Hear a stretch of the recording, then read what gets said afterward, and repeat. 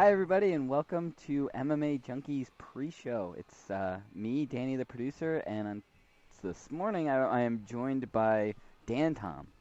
Hi, Dan. Hey, what's going on, Daddy? Not too much. I don't know how soon we should start going into the Simpsons references, but I'll just have this playing in the background. How about it? I think that's the safe way to christen the show. I think it's a lock that there will be Simpsons references throughout the show today. Who do we have on the show today, Dan? Do you know? Off the top of your head? Colby Covington, I can tell you. Cub Swanson, and Douglas Lima. There we go. I was opening my email. And I have questions for them. Scramble. Perfect. Are they Simpsons-related questions? No, but would Cub be a Simpsons fan? Goes, you would know this. I don't think so. I've never really heard Cub talk too much about TV. We're up in 30. Wait, did he He does like dinosaurs. Yeah, Cub is a good sport though. He may answer Simpsons-related questions if we ask him. Sound like it's a lock, like a Tom Lawler or something. Yeah, Tom Lawler would be a lock for sure. I would guess, if I had to guess between our guests today, I'd say Colby would probably be a Simpsons We'll try it. dude. Come up in 5. Stand by.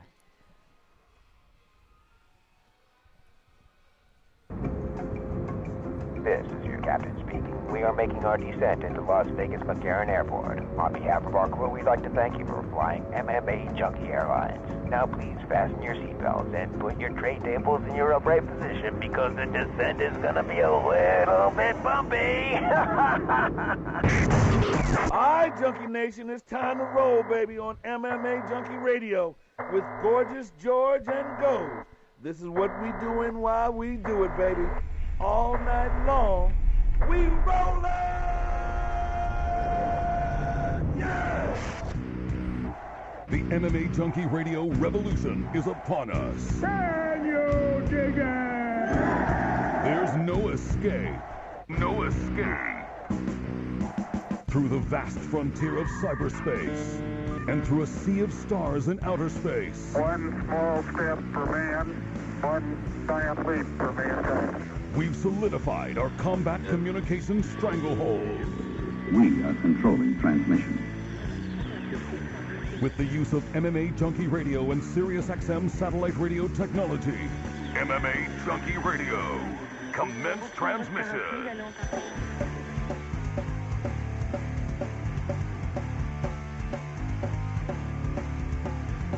Live from MMA Junkie Radio HQ in the fight capital of the world, Las Vegas, Nevada.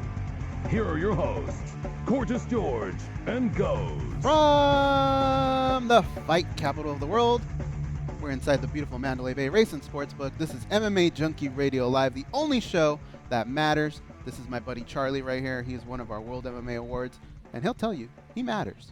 We all matter. Gorgeous George is off today. He's doing some New York stuff. He's still out in New York, but he'll be back tomorrow morning in time for tomorrow's show, but filling in for George. This is why the show matters, because we have a lot of co-hosts that come in and they do the show regularly. Dan Tom, I think it's going to be like your third time in 7 days, right? Or something like that? That's right. Friday? Yeah, that's right.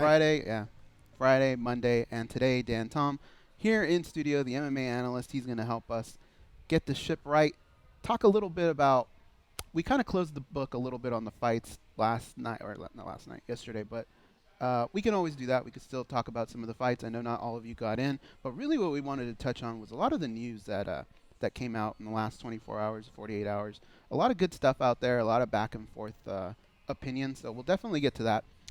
We have Danny, producer Danny. He's in New York. Are you back in your old spot, or are you where you were yesterday, Danny? I am back in my old spot. Everything feels right again. Oh, why don't you like the new spot where you were with George? Well, and I told George the exact same thing because he asked me the same question.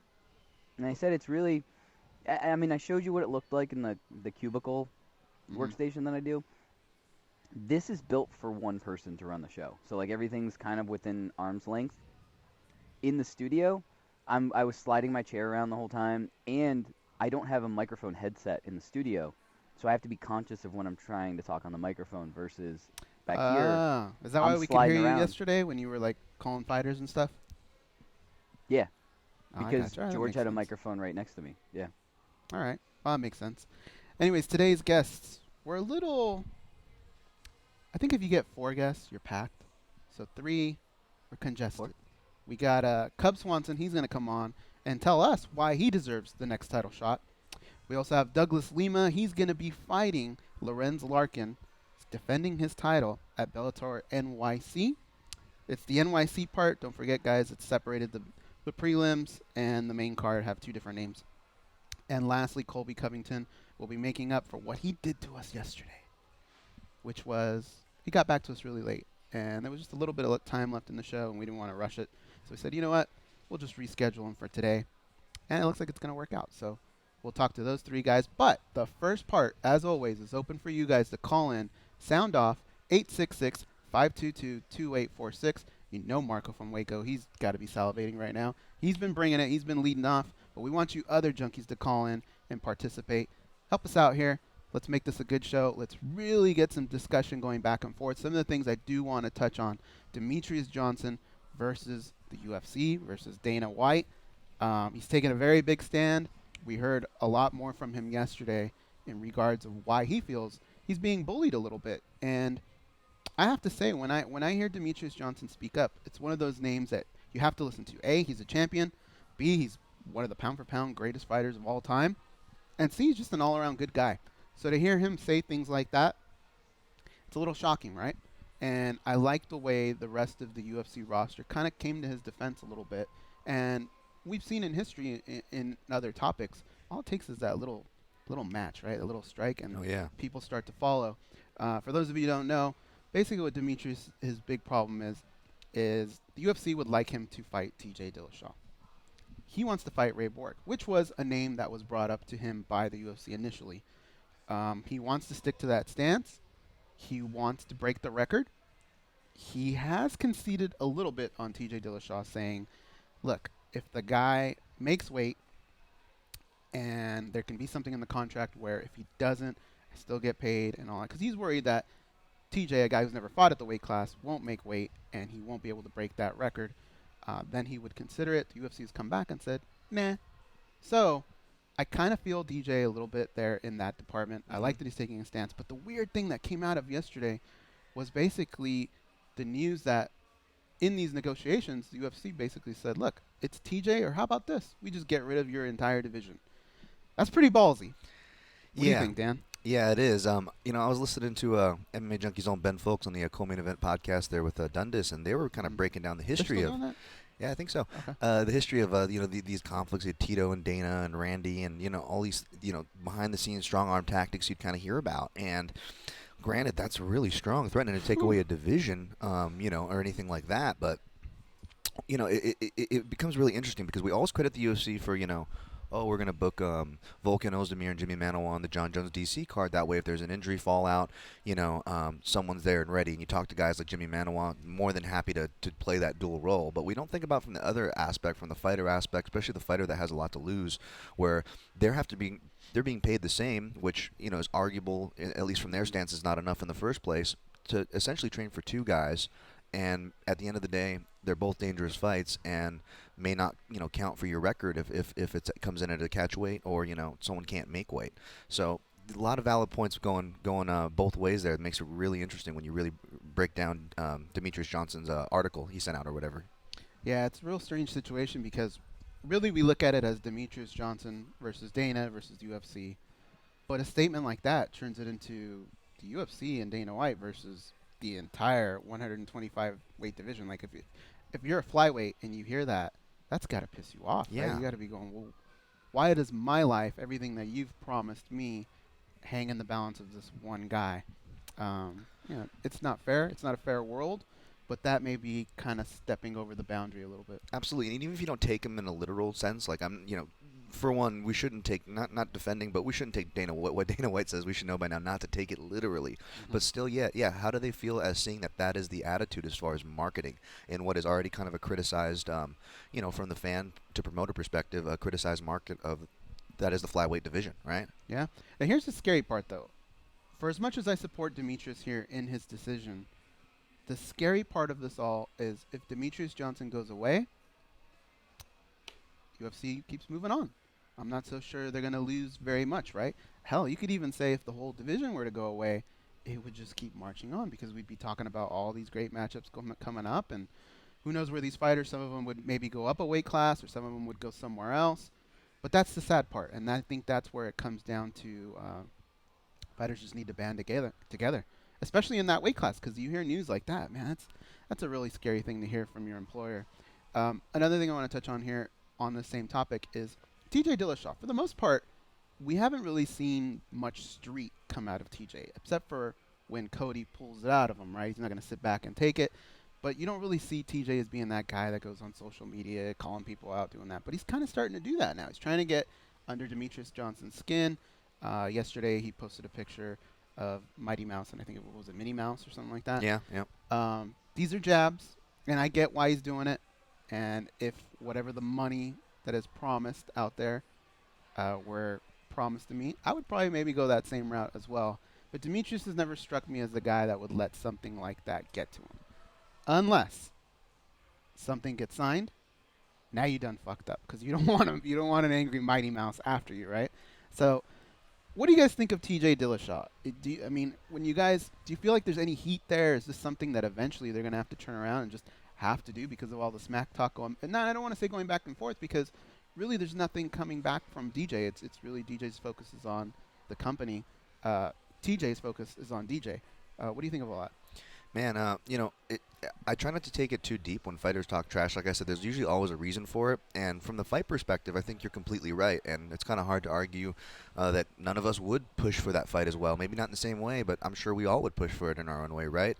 But the ironic part here is the fact that when you think TJ Dillashaw was on that little X-Men committee with Bjorn Rebney and Donald Cowboy Cerrone, that short-lived thing for MMA fighter rights, and now you see the battle that DJ's entrenched with, and I don't know if it makes good point. TJ Dillashaw looking that good that he's poking him right now. You know, it wasn't that long ago where there's that picture of him with the Fighters Union T-shirt, and it looks like the X-Men Reborn, where they're all standing there. That's so true. It's kind of ironic. That's what kind of burned in my head. But I didn't think about that, but yeah, that's a good point. And so we got a little bit of drama there between TJ, DJ, the UFC, Dana White, and then over the weekend we got a little drama from two guys that have been filled with drama. However, we kind of thought all that was buried, and it was Chuck Liddell and Tito Ortiz. Chuck Liddell basically posting a picture saying, we can always revisit this fight since it didn't happen at the end. And Tito basically fired back and said, look, man, the reason it won't happen is because I don't need the money. But if you do, I give you a loan, which is another little shot. And I thought where he started off was great. I think if he would have just left it at, I don't need the money, there's no reason for me to do this, I'm a retired guy. But then when he started going, but if you need it, I could give you a loan. Fuck, man. And then a guy like Liddell could just easily fire back and go, well, man, I did beat you twice. I beat you pretty bad. I don't know if Tito's in a position to talk shit. I thought he could have just walked away looking pretty good if he just would have left it at, I don't need the money, pal. It's a little bit of a jab, not too bad. But he did it, and who knows what would come out of that. But my question for you guys is this something you would even entertain? I mean, granted, it wouldn't happen in the UFC. It would more than likely happen at a Bellator. Bellator has been known to do this type of stuff. But I have to imagine a price tag on Tito Ortiz and Chuck Liddell is going to be very high. And again, wouldn't we all rather have that money dispersed amongst guys like Rory McDonald, Lorenz Larkin, guys that are bringing fresh matchups? It seems like a lot of money to pay for a fight that we've already seen twice. Dan? Man, this matchup fits all the check marks for Vitor Belfort's quote-unquote legend league, right? But I feel like it almost comes close, or maybe it's the fatigue of these matchups and the hardcore audience, but it comes closer to a term that's floating around Twitter, which is dad fights, and this also feels like a dad fight. It does. But that being said, I think Bellator always kind of has that out where they say, well, yeah, we're putting this on, and yeah, we understand, but it draws in the casuals and the older fans to the fighters that we are building, our Michael Chandlers, our Douglas Limas, and so on and so forth. So they always kind of have that argument, which is a true one, and I do want to see Bellator continue to try to home grow talent. When it's a hit, it's certainly a hit, but at the cost of bringing these in, I don't know. I don't know how much they can keep bringing those waves in. God forbid we don't have any other Kimbo Dada 5000 level of matchup, but still, I mean, when you start kind of treading that tightrope, it gets dangerous as you get further out. Let's say it does happen. When we eventually get to the day, is it one of those where you go, well, now it's done, and I can't miss it? Or you just go do something else. I don't know. I'll tell you one that I wouldn't miss, though, that all criticisms would be out the window, maybe because it's like, if I did a top 5 of matchups that never happened that I always wanted to happen, if they made like a Fedor Randy Couture, I would be in on that fight for sure. It's like Legends fight for sure. that fight. I don't know what it is about that fight. I think a lot of people would agree with you. It is. Because they even went as far as the Affliction posters and all that. Oh, the shoot. Which, by the way, are worth a lot of money now. If you go online and you look at those, they're worth a lot of money. I think there were only 50 of them. And yeah, the shoot. I mean, we were all so close to something like that, and to have it taken away, there's just something about it. And I feel like Randy I don't want to say he seems checked out of MMA because he'll still go in there and train and he enjoys it. But I think he has so many other things going on that it's just not something he really thinks about. However, if he were to say, you know what, why not? He strikes me as the guy that could get back into shape and relatively fight shape fairly soon and have a decent chance against the Fedor Emelianenko, who a lot of people feel has already checked out as well. So yeah, exactly. I'm with you. I think I would be down for that. And not only the trajectory, not to freeze frame or side tangent, but think about it. We're 2017, a decade ago was when that was being talked about. And think about the state of MMA a decade ago. We still had undefeated greats. We still had the mysticism like Fedor. And we also still had like home-loving stories of the natural Randy Couture, the old guy coming out of retirement and beating down the younger guys. Like we don't see either of those narratives play out that much in today's evolved era of the sport. So it's kind of crazy to look back at that a decade ago. That's where we're at. That's awesome. It's weird because right now, politically, you could say Russia and the United States are probably as far as you could possibly be in agreeing on policies and stuff like that. Yeah. And you would even maybe have a little bit of that angle, right? Yeah, it's so true. So that a lot of layers to this. But the problem is Randy and Fedor are just so nice and just so well respected that I don't think it would ever get to that. But I think there would be that underlying fact that it's USA versus Russia. Trust me, there would be a lot of USA chants in the crowd, and we've seen the Russians for I've actually been able to watch Fedor fight live 3 times. Wow. And man, do the Russians really come out in droves. They have their flags, the music's playing. It really is a spectacle. Absolutely. And they'll definitely be right behind their guys. I got a message here from Aaron from Minneapolis. He says, Frank Shamrock versus Vitor Belfort. That's a fight that never happened that I think we really missed out on. Yeah, that would have been a cool one. And I remember one that Art Davey told us when he was in studio that he wanted to put together was, and this is going way back, but Marco Huas and Don Fry, I thought at the time would have been a lot of fun as well. So we did miss out on those anyway. Oh, wow. 866-522-2846. Hey, check it out. I'm getting a Snapchat from a fighter right now. I wonder what this guy. Oh, nice. What's your social media? At MMA Analyst? Yes, sir. Yeah. Do you have a Snapchat? Negative. I just recently got on Snapchat about 2 or 3 weeks ago. I hated Snapchat at first, and I finally got on it. It's not that bad. A few, Brad Tavares was kind of leading that charge. You got to do it. You got to do it. He doesn't do Instagram. He doesn't do Facebook. He just does Snapchat. So I've been doing it. So follow me on Snapchat. I'm at ghostguy ... I don't know what the hell that means, but that's my thing. You could find me on it. I think my name's like Goes or Goes Garcia or some shit like that. Martin Stabillo still in town. He's playing in the World Series of Poker, and he came out to watch the show today. We really appreciate when fans come out and watch the show live. Don't forget, the door is always open. You can always come in and watch the show live. And if you let us know ahead of time you'll be here, we'll do our best to get an MMA superstar here for you to meet. Dan, you're a co-host, so you got to do the thing with your hand. It's got to go up in the air. And I think later on in the week, Martin, we'll have some pretty cool guests in here.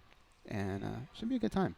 Anyways, that number 866-522-2846. We're going to take a break here in a second, but I do want to touch on a couple more things and lay these out for you guys to call in and sound off about.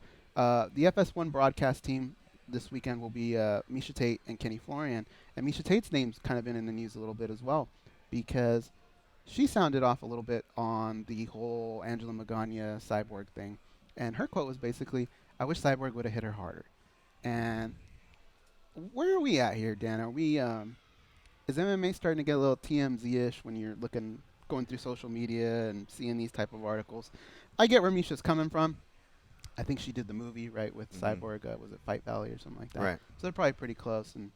And Misha's just never been too much of that type of girl, the bullying that Angela gets put with. So I thought it was a funny remark. But man, I wouldn't want to put myself out there with all these people going back and forth and this and that. But Yeah. what do you think of Misha's remarks? That's two things. With Misha's remarks, it tells me that man, Magan must have like pissed off more people than Cyborg than I realized with all these responses of lack of sympathy coming her way. And two, I think what we all realizing, especially hardcores, going back from the decade that I just stated, since 2007 or before that, if you're from the 90s fan, you've been championing. This is a legitimate sport, as the arguments evolved, and now it's kind of we've gotten to that level. We're on the Foxes, ESPNs with the sponsorships and all that stuff. But now we're realizing, well, we're actually not like other sports and other athletes. These are actually, fighters. And to be fair, not saying that in a negative or anything by any means. As a martial artist and former competitor myself, ultimate respect. I put them first. But at the same time, these are different people, and they're having to tread different grounds. Where even though they're not as big as a Kobe Bryant or these basketball things, they're much more accessible to media, to fans, and apparently to alcohol. So in public forums. So I mean, when you have these mixing constantly in we're playing bowling ball without the bumpers still. Things can still go into the gutter. We're still not sure. We're still growing. We're going to hit these things. And I think we're kind of realizing as much as we want to champion the sport and support it and get it up to the level, get these guys paid, we also have to realize that they are different than all the other athletes in many ways. Very much so. You good bowler? What's up?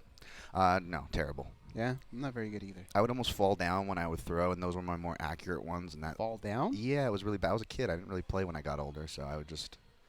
when we went out to Virginia to our Air Force base, there's this stop that we always make at this bowling alley, and the troops come and they bowl with us. And Brad Tavares is very competitive, and one of the colonels had a daughter. She was maybe like 5 or 6 years old, and she would have Brad bowl for her sometimes. So Brad would bowl for her, and her numbers would go up, and she'd get all stoked, right? Well, Brad was in the middle of a battle with one of the troops, and they were just frame for frame. Like, one guy would take the lead, the next guy, and the little girl comes up to Brad, and she goes, since you always bowl for me, this time I'll bowl for you.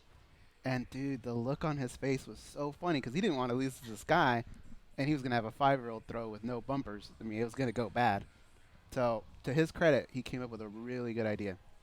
So he goes, okay, here's what we're going to do. You're going to bowl, and whatever happens, happens, right? So the little girl goes back, throws her ball. She's like, eh! And it's already, you could already tell it's starting to go to the gutter. And he goes, hey, look, it's Santa Claus. I don't know what he said. And she turned around, and he fucking launched the ball down the thing. It went all the way, boom, hit a strike by the time she turned around. He was like, look, you got a strike. It was one of the gnarliest things I've ever seen. But that dude is competitive bowling. I heard Demetrius Johnson's pretty competitive bowling. I think some of the junkies, Randy and maybe Randy from San Francisco, who we say is our site coordinator when he comes out, and Jay from Las Vegas, they entered some kind of contest or something, and they were able to bowl with Demetrius Johnson. And I heard he can get pretty competitive as well. Well, you mentioned a bunch of like Hawaiian and Asian Pacific Islanders, and I will tell you, You're Hawaiian? They get competitive about it. I grew up in a bowling alley. Actually, I could imagine Brad Tavares doing the same thing, except obviously caught on with him to where he's still going strong. So props, Brad. All right, guys, we're going to take a quick commercial break. When we come back, we can take your calls at 866-522-2846. You are listening to MMA Junkie Radio live on Sirius Rush 93.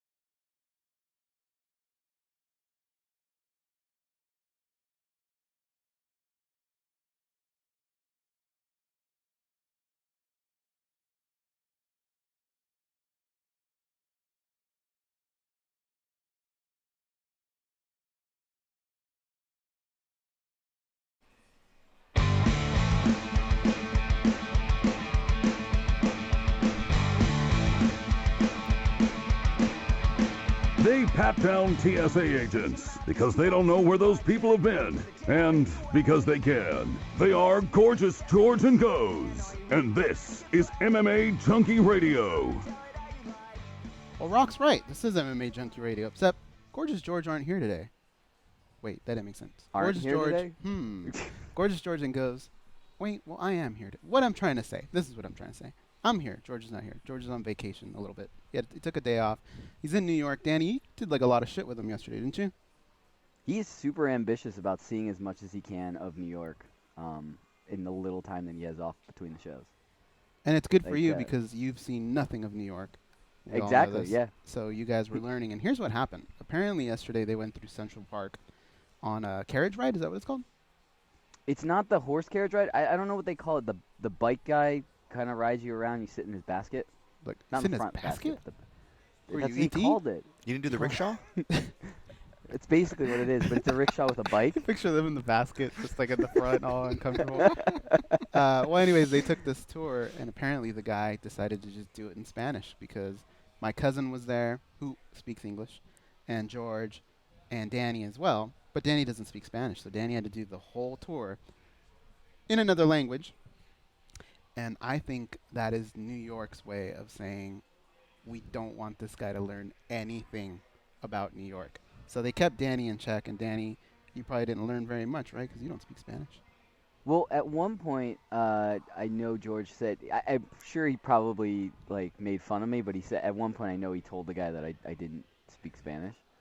Because every once in a while the guy would look at me and then say a simplified version of what he had just said, but he said it in English. Did he say it in the Disneyland cadence, though, where they're like, please remain inside the doors. Por favor, la puerta. He was doing that kind of thing, though. Like, he would be like, on your right, on your left. You know what?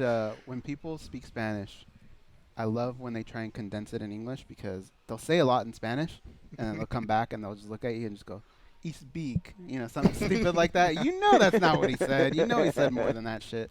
But that's what they do. I imagine that's probably what he told Danny. He's green. Look, he's green. That's what I said. Yeah, great. Pretty much. Ray, he would be like, "That's the Friends fountain." Like, that's what he would say. the Friends fountain. Ray from San Antonio says it's called a pedicab. That's right. That's what it is. That's what it's called. So Ray from San Antonio is already more New York than you, Danny. Oh, my From gosh. fucking San Antonio. The list is growing. Wow, Danny. Wow. Anyways, Danny, here's what we're gonna do. We're gonna do a noob minute. We haven't done this in a while. We have been wanting to bring it back. So why don't you fire that up? The Noob Minute with Danny Okers. Have you ever looked at the bantamweight name? It kind of almost looks like Batman weight. All right, when we write our stoner MMA movie, that's that's totally going in there. From now on, that should be like a standard question. Like, bro, have you ever noticed that you fight in like the Batman weight division? What's your favorite dinosaur and why? I asked Cub Swanson. He was into it. It could just be like a bit that we put on the side or whatever. Like, what does our producer do when fighters are on hold? You know what I mean? Wow, how fitting. How did you know that we were going to have Cub Swanson on today? Danny, that's not how you do it. That's not the first thing you say. Hey, guys. Oh, it's so creepy when you do it back in the day. Hey, guys. You know what it reminds me of? Remember Ghostbusters? Remember Louis Skolnick? I would just pop out in the hallway. That's what I pictured Danny Louis doing. Tully, I thought it was Tully. Oh, wait, Louis Skolnick is Revenge of the Nerds. Yeah, you're right. It is Tully. Louis Tully. Yeah. Poor cheesy. Guys. So what's your thing? what do you got this week, Danny? How All can right, we help so you become an MMA junkie? For the return of the Noob Minute, I have an interesting question. So I've heard this said before that there are black belts and then there are black belts, like definitely higher, way above. But so what I was wondering is how can two guys have black belts but be at different levels, different skill levels? That's actually a pretty good question. Yeah, we do hear that over and over. And how can I put it in its most simplest form? There are certain instructors that are just very, very strict with their belts. You could go into a very good jiu-jitsu academy and sometimes pull a purple belt, a blue belt, and they would be equivalent almost to a black belt at somebody else's academy. So it just really depends on the instructor. But I would say there's probably a group of about, in MMA, okay, guys that compete in MMA, maybe 10 guys that are just on this ridiculous level, and it's nothing to be said against the guys that are at the next level, but these guys are just on a crazy level where they've been doing this their entire lives, and they don't think about anything. They just it just happens. Their bodies just react like that. And I think those are the guys that you're probably referring to what Joe Rogan says. And those are the guys that we would say are black belts, legit black belts. And then there's other guys that have black belts that are also really, really good. Yeah. It's just they're not at that level. In the NBA, you could have a really, really good player. Let's just say Kawhi Leonard. Kawhi Leonard's a great player. He's no LeBron, though. It doesn't mean he's a bad one. But, there's other guys in the NBA that make a big salary, and they're not even close to say even Kawhi Leonard. Right. That's what happens in mixed martial arts. Dan, you train a lot in jiu-jitsu, so you may have a better take at this. Well, most of my training is outside of the gi, so I have that strong perspective. And what Go said is absolutely correct. There are different levels in trainers, and within that, there's different styles. So just because, this trainer and this trainer might be good, you don't want to split hairs on who's better. One might have a better style. One guy might be more of a guard, methodical setup guy, because in gi, it's a much slower game. You have different handles. You can slow down the game. That's why older people, like even myself, I'm going to start transitioning more to gi as I get older and more injury prone, because it's a slower game. So it doesn't always translate to no gi. So a lot of times it comes down to your style and are you doing the reps outside of the gi, and you look at the guys that were successful in competitive jiu-jitsu and were able to do it in MMA, like Jacare or Damian Maia, is because they had the wrestling, that top game. Granted, Souza was super athletic, but Maya's not the most athletic guy, but what they have in key is, they balance it out with the wrestling. So there's a lot of factors and layers to it, but that's why, especially today, the wrestler is not an end-all be-all, the striker is not an end-all be-all. Like, we're in that stage of martial arts, and the same goes for black belts. A black belt is no longer an end-all be-all when you get on the ground. It's how well does it translate, how well is the other guy's defenses, there's a lot of factors in there. So it's really tricky these days. Name an academy for us where you would say most purple belts would be better than a lot of black belts from other academies. Just from experience, I would say Marcelo Garcia's. I would train there when I lived in Brooklyn and worked in Manhattan.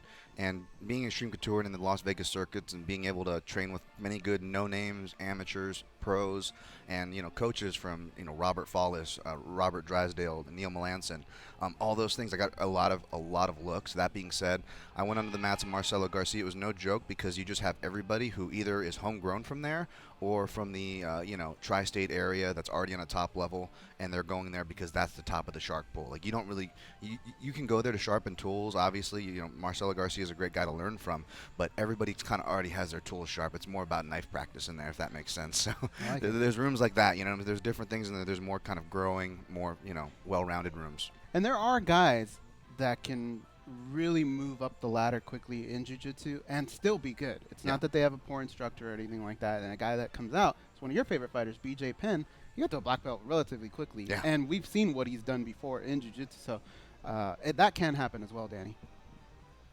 Cool. Thanks.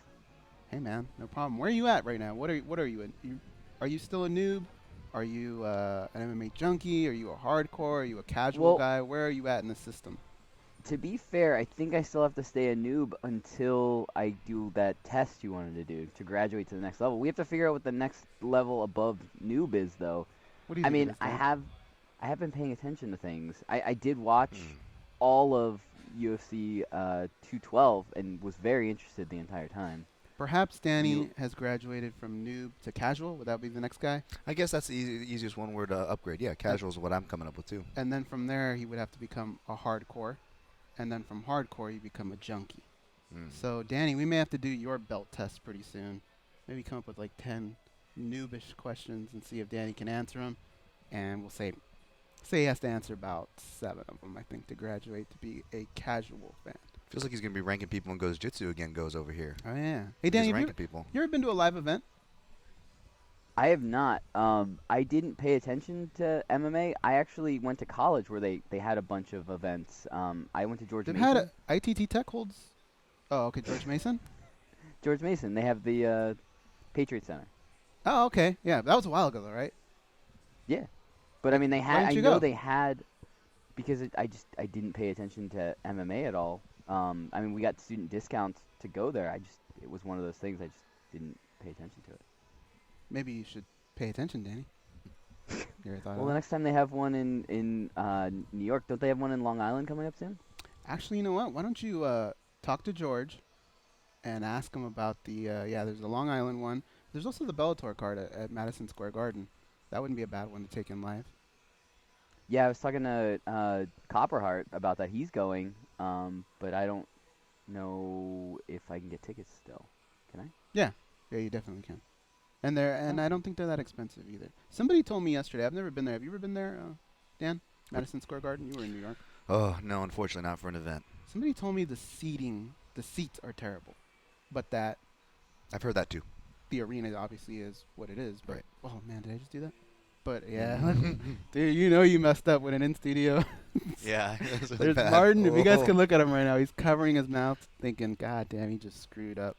But I mean, I don't know. I've sat on benches before at high school gyms for a long time, so I'm not one of those creepy guys. This is back when I was in high school. But anyways, why don't we take this last break, Danny, because we have Cub Swanson ready to go. We'll call him, bring him on the show, and find out what it's going to take for him to get this title shot. So let's take this break. You're listening to MMA Junkie Radio on Sirius Rush 93. We'll be right back.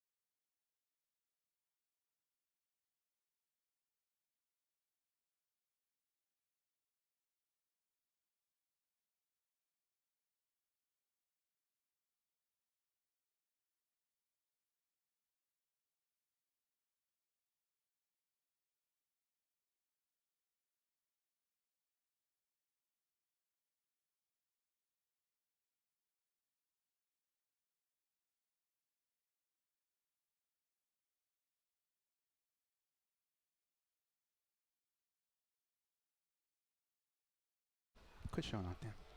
It is.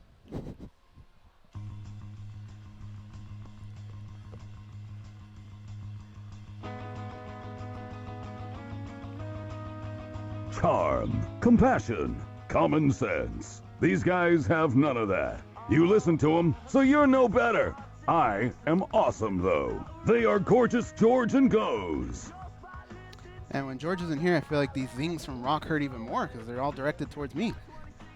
It's true. Anyways, you're listening to MMA Junkie Radio. We are back, and we have UFC featherweight contender Cub Swanson. He's on hold. Let's bring him on, Danny. Cub, how you doing today? I'm doing great. How about yourself? Doing fine. You're here with Goes. George is off today. He's in New York. And with me is Dan Tom, the MMA analyst. We're going to be breaking this down with you, finding out what's going on in your world. Cub, right now it's kind of early. Are you an early guy? I mean, did we wake you up, or is your day already? Are you already into your day? No, I'm just getting up. The coffee's just kicking in. I was about to start my day, but I started off with you guys. So at some point the words, these fucking guys, was probably muttered, right? Yeah, right before I responded. All right, at least he's honest. Hey, the Cubs. So look, here's what we want to talk about with you. You were on the Fox desk for this big fight weekend. The Max Holloway fight, did it play out the way you imagined it? Can you kind of go through the motions of what you were thinking as you were watching that fight? Well, yeah, I thought it'd play out a couple different ways. I thought it was going to be a really good matchup, and it just kind of was going to be up to who showed up that day. And a lot of times in fighting, that's what happens. And I knew that Max was going to, get off to kind of a slow start. I knew Aldo was going to try to get after him right away. Really surprised Aldo didn't throw as many kicks, even from his team. Apparently, he was supposed to. And I think he didn't capitalize on taking away from Max's movement. And then when Max started kind of finding his rhythm and his movement in the second, third round, was when he really started lighting Aldo up. We've heard you break down fights before, and you're really good at it. And what I wanted to know was, during the fight, was there ever a moment where you could maybe pinpoint and say, all right, I think this isn't going to be Aldo's night? Yeah, well, early on, the thing people don't think about is, like Jose Aldo, the way he fought, the way he would fight like Frankie, because we remember that fight because they fought a couple times, is Aldo sets the pace. He's very explosive. He throws 100%, when he throws. And, on the other side, Holloway throws like 70% of his power. He's not the hardest-hitting guy, but he throws pretty hard at high volume.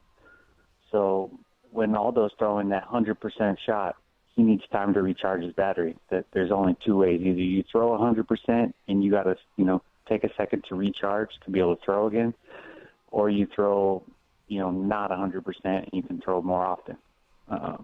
So when Aldo throws 100%, he usually has a chance to recoup because people are kind of scared of closing that gap.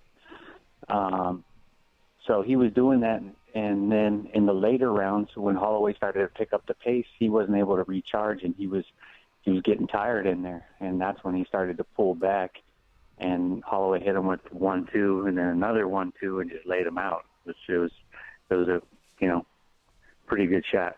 A lot of us feel as though that was one of Max Holloway's best performances. Did you feel it was a great performance, or are you on the page with some other people out there saying perhaps that wasn't the best Jose Aldo as well? I thought Aldo looked great. I thought that he just failed to really, land those leg kicks and take away his movement, like I said, because he was looking explosive. He was looking ferocious. I think that it was just the problem was when he started missing his punches.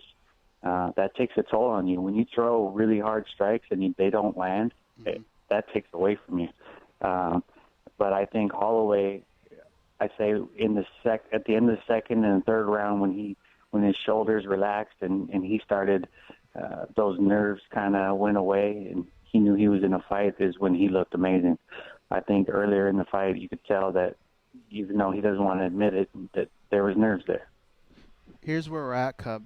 The fight's over. Max Holloway is the champion, and everybody feels like there are two front runners to get that shot against Max Holloway. Yourself being one, and the other Frankie Edgar. We've heard Frankie kind of make his case a little bit for why he believes he should be next.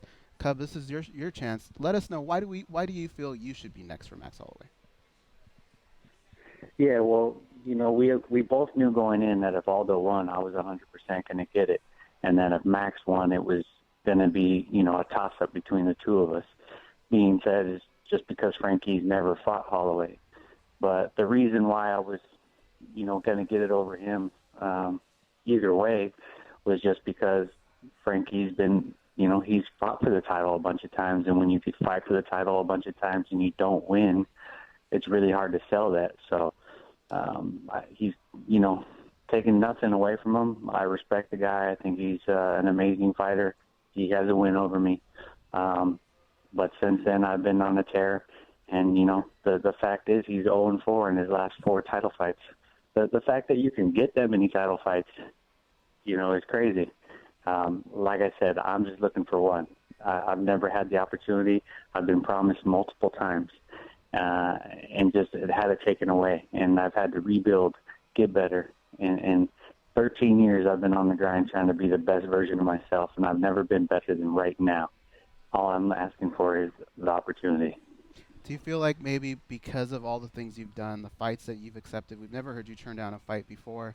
I know you fought injured before. Do you feel like maybe the UFC, even Dana White, maybe they owe you one? 100%. I feel like they owe me one.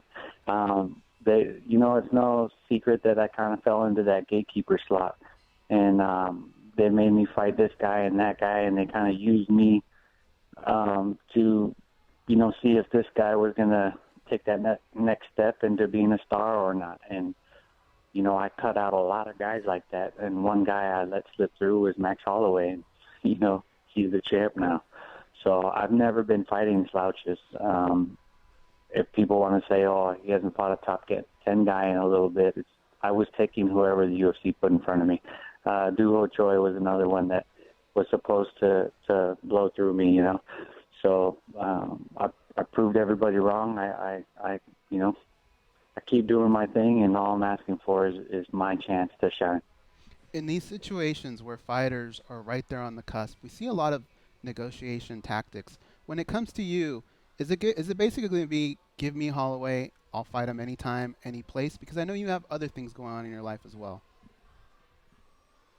Yeah, the biggest thing is I have a baby coming, and that's been all my focus. So I'm not going to be doing tons of interviews and, trying to plead as much as Frankie's team. I know his manager Ali is ruthless, and they attacked me like crazy last time. But at the end of the day, I'll do a couple interviews and speak my case. But I got a baby coming. I got things going on, and if they're going to give me the fight, I'll already be training and getting ready. You talked about your confidence in if Aldo were to win, that you would have gotten that next shot. And I think on paper that made a lot of sense. Was it actually said to you by the UFC? Yeah, they weren't like telling me 100%, but they said that that's what was most likely going to happen. So they're never going to tell you 100% because things always change. But I was pretty much guaranteed the fight with Aldo, and then they said if Max wins, then it'd be between us. They said that I was the more exciting fighter, and that it just makes for a better fight.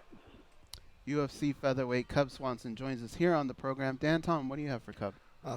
First of all, Cub, I just want to say, obviously, I agree. You're looking best you've ever looked, and you don't want to be thinking beyond that. But I gotta give you props, my man. You killed it on the desk for UFC 212, and I even tweeted out to Fox Sports. I love when they have guys like Cub Swanson, and I have to give a shout out to Yves Edwards as well. I love when they have the technical fighters. I believe you guys bring a lot to the table. So definitely some options for you after this. Not that I want you thinking about that, but I had to give you your props. Well, I appreciate that. Seriously, it's I've always just loved talking about fighting since the minute I got into the sport. I would literally, meet people randomly at, wherever I was, and just they weren't a fan of the sport, and I try to convince them that they should be a fan of the sport and why it's not just a brutal sport. And since day one, I've been trying to just express my love for the sport, and now get to do it on like a stage with Fox Sports. It was pretty cool. It is tougher than it looks, and having to find the right camera and know how long I'm supposed to talk and all that stuff, but I will get better. But I had a great time, so I appreciate you saying that. Oh, no worries, man. Yeah, regardless, I think people with past experience, especially like yourself, make for great for that role. But back to business. Now, Cub, I'll let you validate and tell me how much this parlays into your argument of a title shot. I won't lie. Selfishly, I wouldn't mind seeing you fight Jose Aldo, but what you want right now is the title shot against Max Holloway. And from the analyst perspective, the way I break it down is we all say, oh, that wasn't the same fighter. We're different fighters than them. We're both different fighters. It's going to be a better Cub Swanson. I've improved. And that sounds all cliche and stuff, but I believe it actually does apply with you. In fact, I would go so far as to say 11 fight win streak, real impressive for Max Holloway. I would say Cub Swanson, we're talking about what version of Aldo and Holloway did we get? Well, I would say Cub Swanson got one of the hardest versions of Holloway, because as an analyst, I've ran, Max Holloway through the comb a couple of times, and it's not until that fight with Cub where we start really seeing the building and taking of weapons from previous opponents and Max applying it, switching stances, moving laterally. I mean, talking about having to prepare for one opponent, and I'll let you speak on this, of course, Cub, but having to prepare for one opponent and then having him come out, change his game completely, and now you see where the run he's at as champion. So I think there are some legitimate arguments that, and again, you're not one to make excuses. I don't want to say that wasn't, 100% Cub, but we've seen the best fighters in the sport go through ebbs and flows, whether it's wins and losses, whether it's, showing up or just moving 1 inch one way or 1 inch to the other. And you're not one to make excuses, but when you consider those factors, I believe we would get a complete different Cub Swanson versus Max Holloway fight if you guys fight for the title. Yeah, I mean, I agree with you. It's really hard to to tell that to the average fan, because they always think you're making excuses. Right. But at the end of the day, my whole team, I've literally had this talk with them, and they were on me saying, this guy's not going to stand with you. This guy's not going to stand with you. And I kept saying, I believe he is.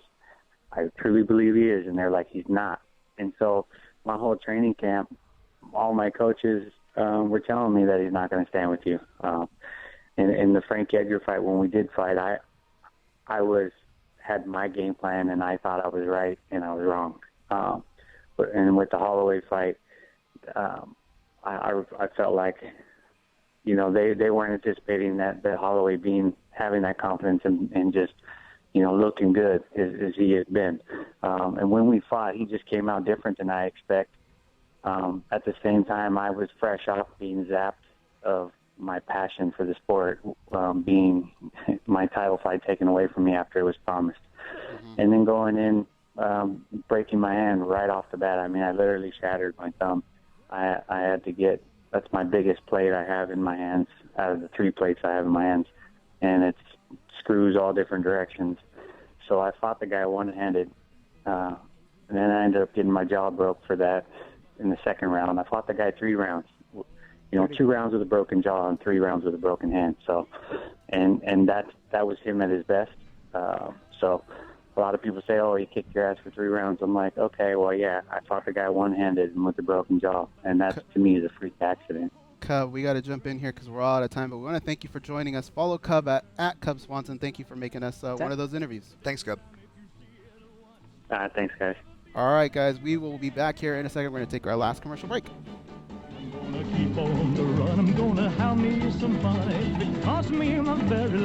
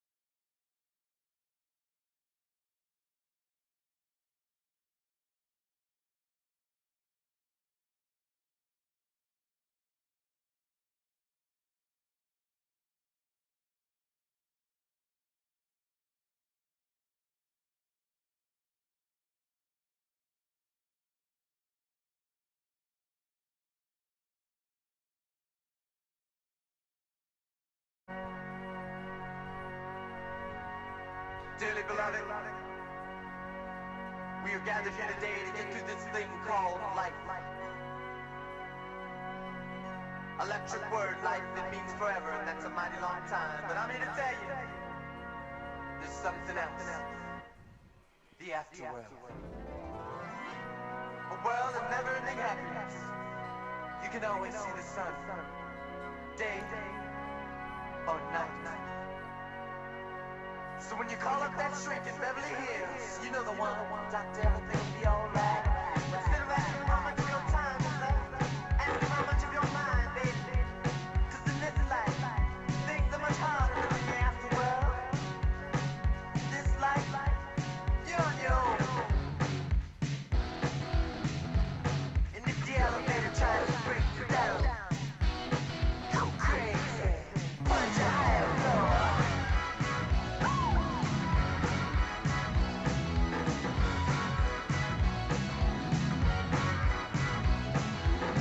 Don't lie, the words you're living in. Take a look around. All right, we're back here on MMA Junkie Radio. We just wrapped up with Cub Swanson, but we're bringing another heavy hitter. We're bringing a champion. Let's bring on the welterweight champion at Bellator. Douglas Lima joins us on the program. Douglas, how you doing, man? Doing great, man. Thanks for having me. So here's what we were talking about during the break. We were wondering if this is a song you would like and would even consider walking out to. That doesn't sound very positive. That does not sound positive. Where's the song? It was Prince, Let's Go Crazy. But here's what we kind of realized was you would have to walk in from Central Park to actually make it to the cage by the time the song actually got going. So it probably wouldn't be a good suggestion. But do you know what your walkout song will be? A good idea. Do you know already what your walkout song will be? Yeah, I do. Yeah? Yeah, I already gave them the name. They asked a couple weeks ago. Okay. Because I guess they're doing the preparation for the walkout and stuff, you know. So, that's funny. Yeah, they do a really good job with that. Bellator's live show is incredible. And one of the things I love the most about it are those championship banners. Anytime you go into an arena, you look up and you know you're in a good arena if you see a lot of them championship banners. Bellator takes their banners with them. They have one for each champion and they hang up there. And I think it's so cool at a live event to just look up and see that and know the respect that they give their champions. Do you ever look at that, Douglas, and just go, wow, I can't believe that's me up there? For sure. Every show that I go and watch live, you know, if I'm not fighting, I want to take a look at that stuff. That's really cool. I really like how they do that. You know, at some point, Douglas, you're going to be walking around under the same roof that house fights like Ali versus Frazier, or even the first WrestleMania was at Madison Square Garden. What does fighting in Madison Square Garden mean to you? Man, that's big, man. That's really big. Honestly, it really haven't kicked in yet, you know, that I'm fighting at Madison Square Garden, you know. But man, that's really cool, you know, that I'm part of this show, you know, fighting alongside all those legends, and man, it's a good feeling. It's a good feeling, man. So you gotta go over there and perform, you know. I can't wait, man. It's fun. It's gonna be fun. Your opponent is Lorenz Larkin, and even though he's with Bellator now, a lot of people have kind of put that billing of a Bellator versus UFC type fight. Do you have that feeling going into this fight? Yeah, not really. We're fighting Bellator, so that's Bellator against Bellator. You know, I'm just excited that he's such a good opponent. You know, he's ranked, you know, in the world. You know, a lot of people are behind him. He fights in Bellator, Strike Force. So, you know, people know that he's real. You know, he brings it every time he fights. So that's, you know, I'm just excited about that. You know, I don't care where he came from. I know that he's a really good opponent. You know, has a big name behind him. Mm-hmm. You know, coming off 2 great wins. So that's all I'm thinking about right now. You know, just beating a guy like that. You know, Lorenz is an incredible fighter. We have a lot of respect for him. The one thing that caught some people off guard was the fact that he got the immediate title shot. Did that catch you by surprise at all? Oh, not really. I mean, he was just it was just all about the timing, you know, because I was supposed to fight Rory. You know, Rory was supposed to have the title shot first, you know, but by the time they signed the fight, you know, they asked me about the fight, and I was recovering from surgery, you know, so that didn't work out. But Rory was supposed to be the first guy, and I think, the next in line, you know, the highest, you know, ranked opponent was Larkin. You know, as soon as he signed, you know, like I said before, his team, you know, he's coming off 2 great wins, you know, of top guys, you know, beating them, you know, getting a finish last. It didn't surprise me at all. You know, I think it was the right thing to do. You know, it's a big fight, real hardcore MMA fans, and knows that this is going to be fight of the night. You know, that's the fight that most people are looking forward to. So, man, it was great. It was just great timing. You know, it came in the right time, and glad they made that fight happen. You know, Andre Korshkov, Paul Daly, those were your last 2 victims. When you look at Lorenz Larkin, does he bring anything to the game that maybe those 2 previous opponents didn't have? No, I looked at him kind of similar to Daly's style. You know, he's a really power striker. Just loves to, you know, kicks, you know, stuff like that. Like basically the same style. I think Larkin's better, you know, a little faster, you know, than Daly was and stuff. But, you know, nothing that I haven't seen before. You know, Korshkov, I think, a little different. He's longer, bigger. He wrestles a lot more. And also, I mean, it's just another tough opponent. You know, I don't think it's anything that I haven't seen before. You know, trained with guys like that before, fought guys like that before. So nothing to worry. Just, you know, got to go there ready, be ready at all times. And, you know, let the fight happen. Bellator welterweight champion Douglas Lima joins us on the program right now. Dan, Tom, do you have any questions for Douglas? Yeah, champ. You know, like you said, you know, looking back at your record, you've seen it all from strikers, grapplers, you know, Rick Hahn, Ben Askren, Korshkov, Paul Daly, who's, you know, a faster, speedier striker like Lorenz Larkin. And in the Korshkov fight, I think you really showed your well-roundedness, your ability to adjust and come back and beat somebody who had a win over you. Now, my question for you, Douglas, obviously you can't give strategy, but we've seen Lorenz Larkin. He's known for his kicks and striking, but we've also seen lately he's gotten better with his clinch and wrestling. We even saw him score a takedown on Jorge Masvidal. If Lorenz Larkin were to clinch or try to take Douglas Lima down in this fight, is that a mistake for him? I would think, you know, nowadays you got to be complete. You know, you got to be able to wrestle when you need to.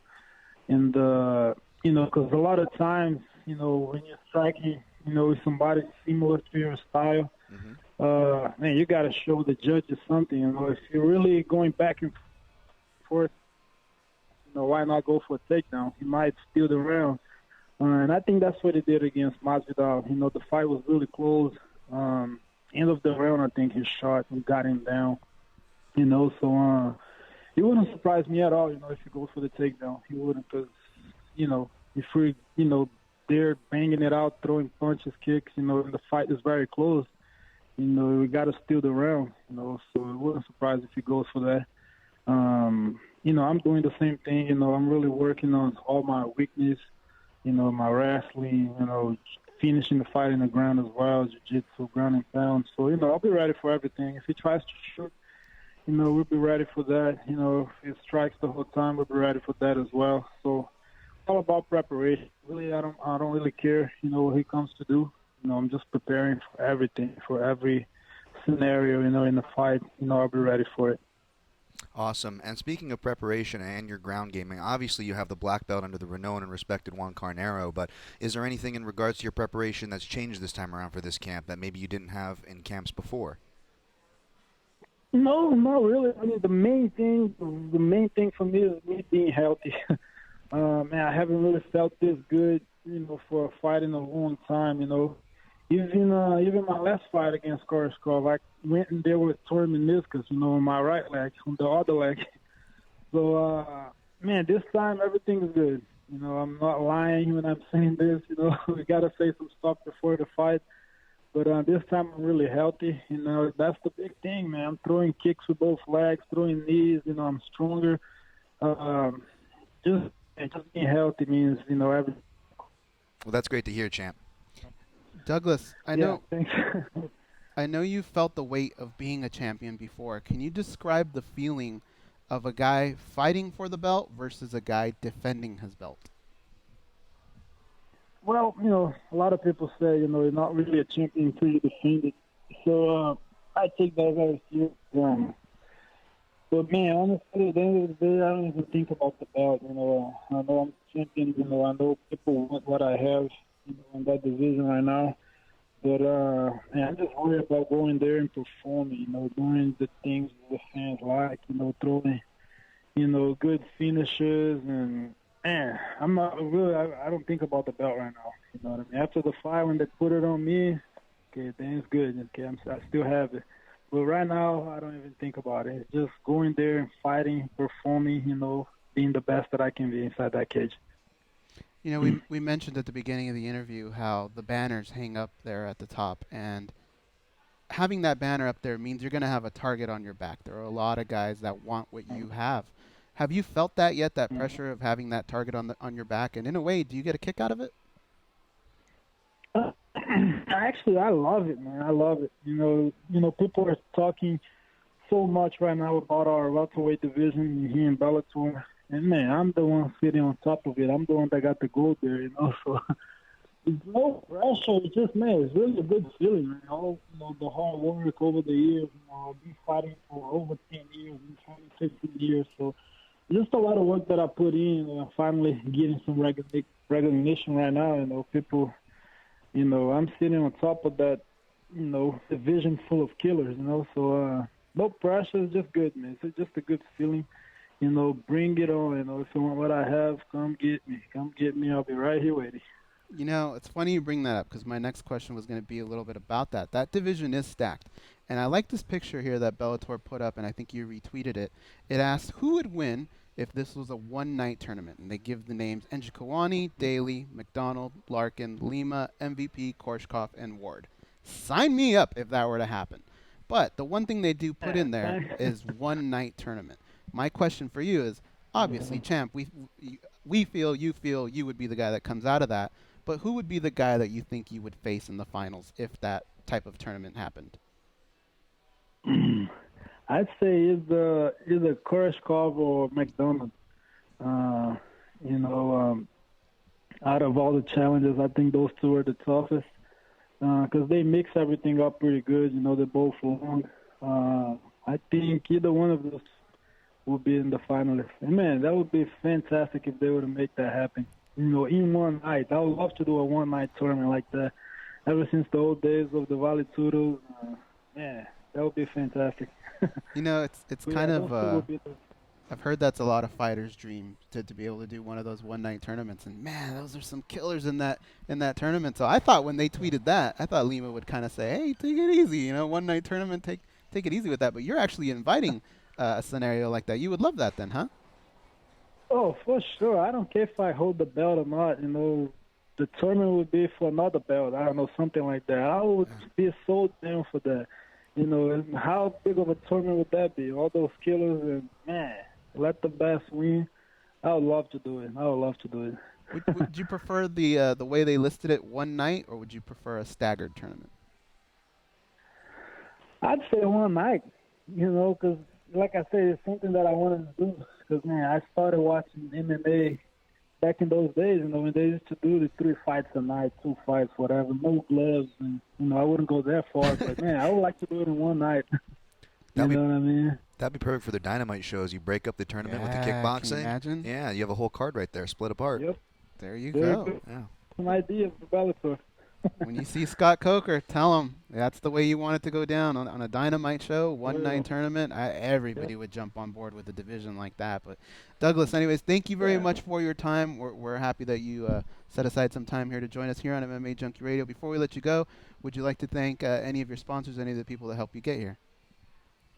Definitely, man. Thank you guys for the interview. I always with my sponsor, Alienware, Automax, Soccer Punch, taking care of my career and my manager. So, man, just thanks all the fans. Hope you guys don't miss this fight, June 24th. It's going to be a banger, and I can't wait, man. Thank you guys for the time. Thank you, Douglas. Thank you for joining us on the show. Thanks, Douglas. All right. No problem. Thank you. So there you have it. That's the champ. And here's what stood out for me in that interview is he spoke like a champion.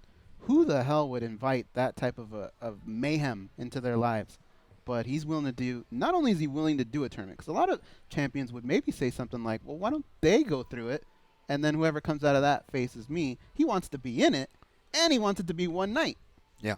Well, you look at where he's at in his career. You name the names he's at, and then you look at his age, 29. That's right smack dab in his prime, you know? So he has all this experience, and now we're seeing him come into his own. And as we heard, he sounds like he's got a really good level head going into this thing. Do you agree with him that the name that would probably meet him there in the finals would be possibly a Rory McDonald or Andre Korshkov?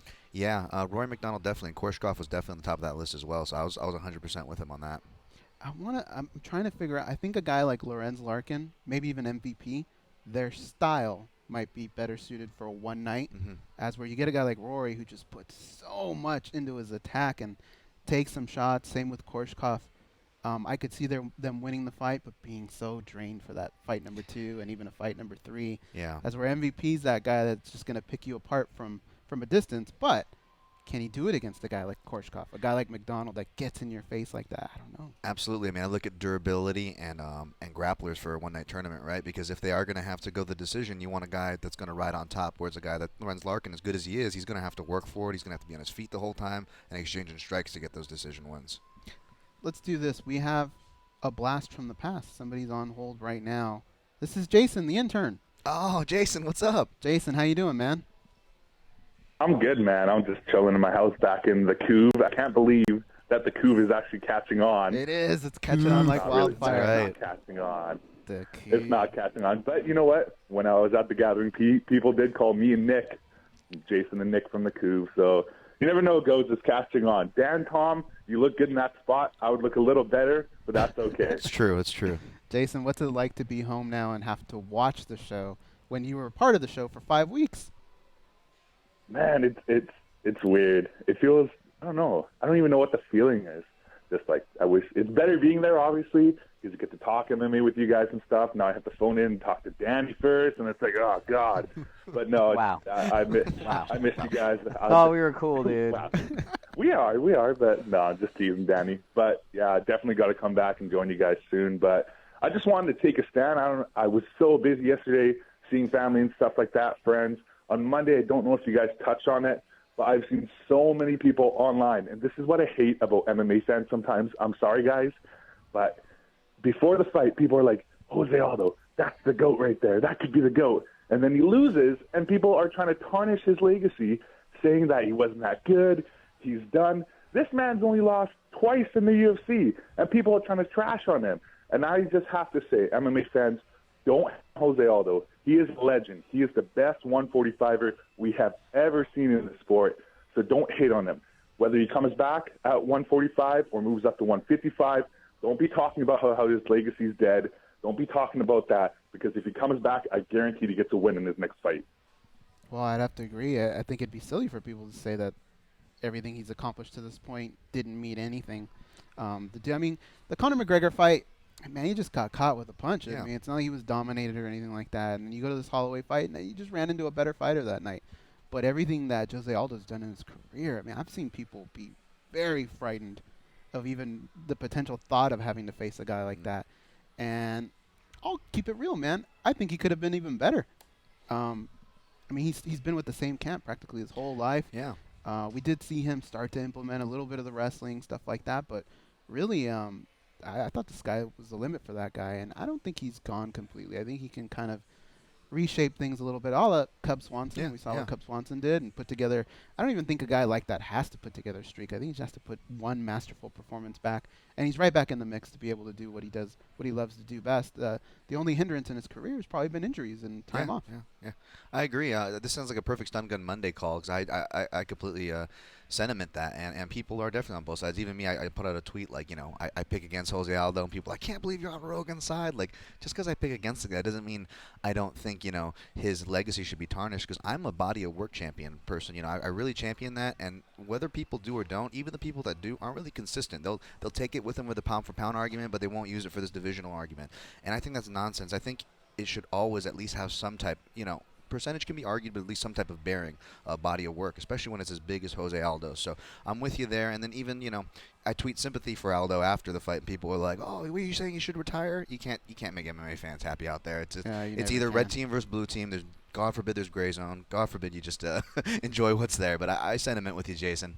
Hey, Jason, we didn't at the Junkie Gathering. Jason, we had a little moment where we kind of brought him up and thanked him for what he did in the 5 weeks that was here, because he was supposed to be here 4 weeks. He actually stuck around 1 week more to be a part of the Junkie Gathering, and really he could have just sat out there the whole week. Yeah. His job was done, but he actually still maintained focus with the show and helped out with the Junkie Gathering. The only problem is when we decided to do that, Jason was actually not there. He wasn't even in the room. He went to the studio to get some pens and stuff for you guys to be able to do trivia night. So yeah, if you didn't catch that, Jason, I mean, hats off to you, man, for sticking around that extra week. Not just sticking around, but actually working that week and learning. And towards the end, he was able to actually host the show a couple times, which when we first started this, I didn't even think we would ever get to that. I thought he would come in, do his segment on Tough, which I missed, by the way. And me too. Maybe we could figure out a way to get him to maybe do it via phone or something, because I feel like he needs to have closure with that. But he was able to not just come on and do that little piece, but actually host the show, and you did a great job doing it, Jason. So, yeah, thank you for everything you did, and hopefully it won't be the last time we get to see you. Yeah, seriously, man. Or hear from you. No, man. No. I'll be down there. You guys will. I'm trying to do my own thing up here and kind of create what I built down there. But you and Gigi, man, you guys gave me the opportunity to spread my wings. When I fell down, you guys picked me back up. And I can't thank you guys enough. Like I said to Junkie Nation, man, these guys at the gathering and girls were so supportive of me, showed me so much love. And they just said, no matter what you do, man, we always got your back. So I got to thank you and Gigi and Junkie Nation. Love you guys, miss you guys, but I'll be back soon. It won't be the last time you hear from me. Don't worry about that. When you went back to school, did you have a chance to sit like with everyone else in the class that did this, and did you guys kind of exchange war stories, like where you ended up and what you did, and did anybody ever express any interest in possibly doing what you did? We haven't been back to school because that was kind of the end of our program there where I'm at. So I haven't got to do that yet, but we have graduation coming up, so we might sit around, have a few drinks, and kind of talk about experiences and what happened. So I haven't got to do that yet, but, I mean, it's possible, man. I just got in my car, drove down from Vancouver to Vegas. Took me about 20 hours, but I did it, and it was a time of life, man. So if anybody's thinking about doing that, just do it. Don't hold back. This game's you just got to do it sometimes. There you have it, man. Well, thanks for the call, Jason. It's good catching up. And let's talk a little bit about maybe extending this Tough thing, because it doesn't feel right to come in on a Thursday morning and not hear Jason break down what happened on Tough the night before. I don't pay attention very well, so yeah, I was need actually Jason to steer me into. Yeah, he actually got me into the show as well. So, all right, you down for something like that, Jason? Let's do it. I'll do it over the phone. You guys can wake me up, whatever. I'll have my notes ready. You guys can call me whenever. Let's make it happen. Wake you up? It's like 11:30. Man, I'm lazy. I don't have to wake up at. Hibernate I don't have to be at the studio at like 8:30 anymore. It's good. I can just wake up at like 9:50, turn on my phone, and watch you guys right there. I don't have to be there at 8:30 anymore. All right, man. Thanks for the call, man. And we'll probably reconnect and see if we can't do something like that. Yeah, sounds good, guys. Take care. All right, man. Later. You know what's funny is, on top of everything that Jason did, that was his main thing, was covering Tough.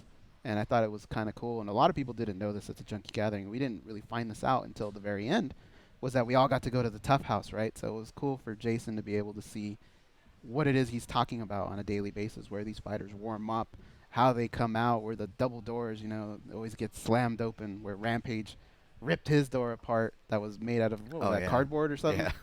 Yeah. So it was really cool for that to happen, and George did a lot of that. What we initially wanted to do was take you guys all to the UFC. I know, sorry, Martin. I know Martin probably wants to kill me right now talking about the Junkie Gathering because he came a week late. But what we initially wanted to do was take everybody to the new UFC headquarters. They had just opened up that week, and combine that with just the fact that we had a really large group. We weren't able to make it happen, but the Tough Gym is something that we've been trying almost every gathering and just didn't work out because they were always filming or something was going on. And Paige from the UFC helped us out here, and she was able to cement that the day before. So we were able to announce that at our little junkie press conference that we had, and everybody was able to go, and it seemed like it was one of the better events, so I'm glad everybody got a kick out of it. And there's so much history on the walls, and you see the jerseys, the names, the people that have walked through those doors. It really is. It has a lot of nostalgia. It is awesome that you guys got to go to see the Tough Gym, but let me ask, was it true that you didn't go? I dropped people off, and I was there at the front door, and then I had to go check on my dog. I was just being a local, trying to help people. Yep, I dropped Danny off, and okay. maybe was it Jason? No, maybe not.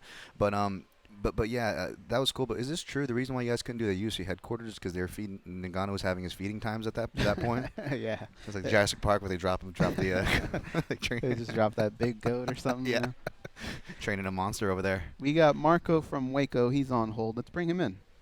What's up, Marco? Marco from Waco. ¿Qué pasa, Atos? ¿Qué pasa, dude? Hey, Jason the Interman, he may become a CEO of a Fortune 500 freaking company. He's always going to be Jason the Inter on Junkie Nation, dude. Yeah, I think so, huh? Yeah. It's just something that's going to stick. Yeah, well, I'm going to go on a rant, man, because I like to get all the information before I start spewing hate. I'm one of the biggest UFC homers. But when it comes to this Demetrius Johnson ordeal, I cannot back the UFC one bit on it, man. I think it's disgusting what they're doing to the champion. I don't agree the way they're going about it. Talking about canceling the whole freaking division. What are we, freaking good fellas in here? Mm-hmm. They're treating him, and this is going to sound bad, but they're treating Demetrius Johnson like the house Negro. Bend over and take it in the ass, Demetrius. Screw that, man. I was surprised to find out that 10 defenses he still hasn't got pay-per-view points. And they're telling him, oh, this is what TJ Dillashaw wants? I mean, all respect for TJ, and I love TJ Dillashaw, but who the fuck is TJ Dillashaw when you're talking to the 10th-time defending freaking champion and one of the best freaking fighters in the planet? I'm disgusted. I'm truly, truly disgusted with the situation, man. We'll let you guys catch you next time. Well, I feel like that threat is an empty threat. I just don't see people in that position really. I mean, think about everything you would have to do to close the division like that. Mm-hmm. And not just closing it, I mean, the ramifications of that. I mean, you're going to get lambasted on social media, in the MMA media. It's something that you wouldn't be able to hide. So I just feel like it was maybe an empty threat, something that just didn't really hold too much behind it. But it does suck that it came out of their mouths. Touching on the points, though, what Marco said made me think of something different. I mean, sure, we were talking about, his individual argument there. Those are valid points. And then we even kind of compared to the history of arguments between, UFC brass, Dana White, and fighters before. But I kind of relate DJ to Nate Diaz, maybe, with their arguments. And you think about it, who's headlined more Fox shows than those two? Anybody? You know what I'm saying? I mean, we've had the occasional Dos Santos. I think he's had two, from the inaugural one with Kane to the one with Stipe. But really, Diaz was fighting either headlining or kind of on the main card because they love having those lightweight action fights. And then DJ, of course, he's had his share of headlining those. So, and what's the common thread of both their arguments is that that's a terrible spot for the fighter because those Fox spots, it's like they're acknowledging that you're a good name, you're of value to us. We wouldn't put you in this spot, but also it's one of the more less paying spots for the amount of eyes you draw. So it really doesn't kind of make sense when you do that scale, when you really look at it from perspective. So it's really interesting to see that the hard stances and deserved stances, in my opinion, that Nate's taken in his cases, and now DJ is apparently fed up and now taking with his. Mm-hmm. All right, so here's what we're going to do. We're going to take a commercial break here, and hopefully when we come back, we'll have Colby Covington waiting for you guys. So keep it dialed in here. Sirius Rush 93, MMA Junkie Radio. We'll be right back.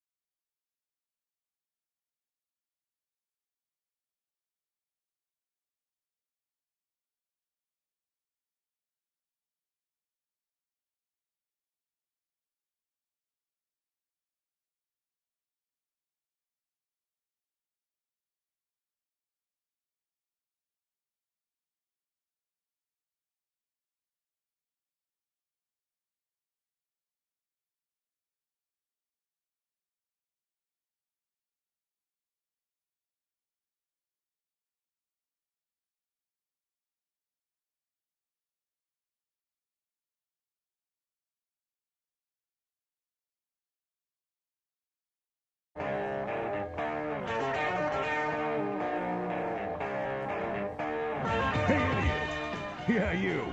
Can you please tap that rather large fellow on the shoulder and tell him it's time for more MMA Junkie Radio with Gorgeous George and Goes? Thank you. All right, we're coming down the home stretch of what I believe to be one of the greatest MMA Junkie Radio episodes ever, Dan Tom. Do you believe that? I could. Tell me more.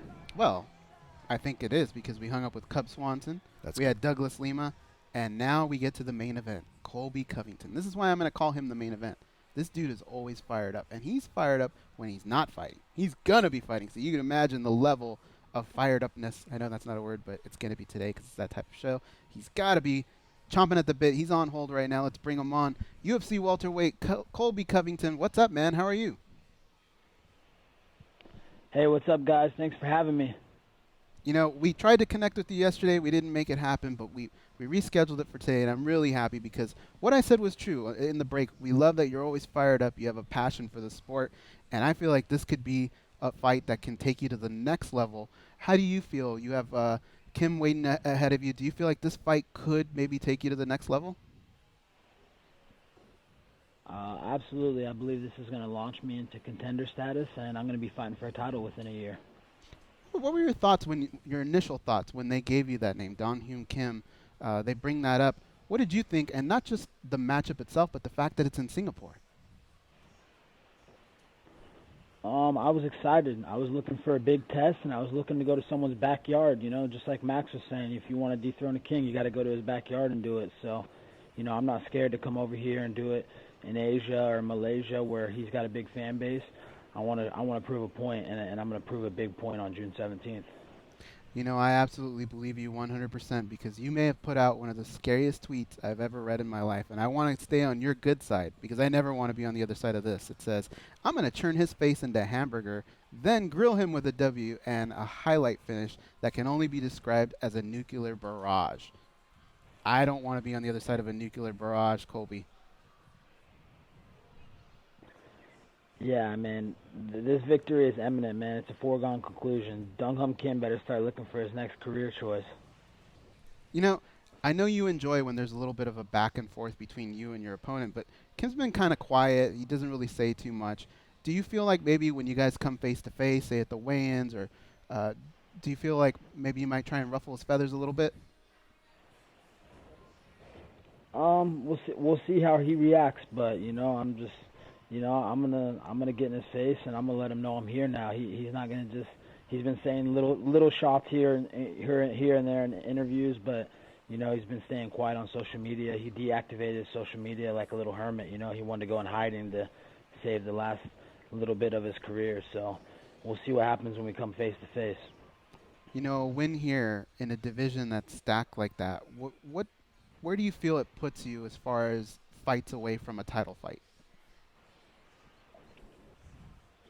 I feel it puts me right there within a fight or two, if not like a number one contendership type fight, because, you know, the guys up top right now, they've all already fought for the title, and they're all old, man. All these guys are coming off USADA, so they're all looking old, and they're not looking very good anymore. Stephen Thompson had his 2 shots. Carlos Condit's retired, so, you know, they need some fresh blood in there, you know. Tyrone Woodley knows what happened last time we trained together, so I'm looking for that title shot within a fight after I finish Dong Hyun Kim. You know, you're definitely you're a name that initially was brought to us by George Masvidal, and he said, look out for Colby Covington. And this was like 2-3 years ago that he brought your name up.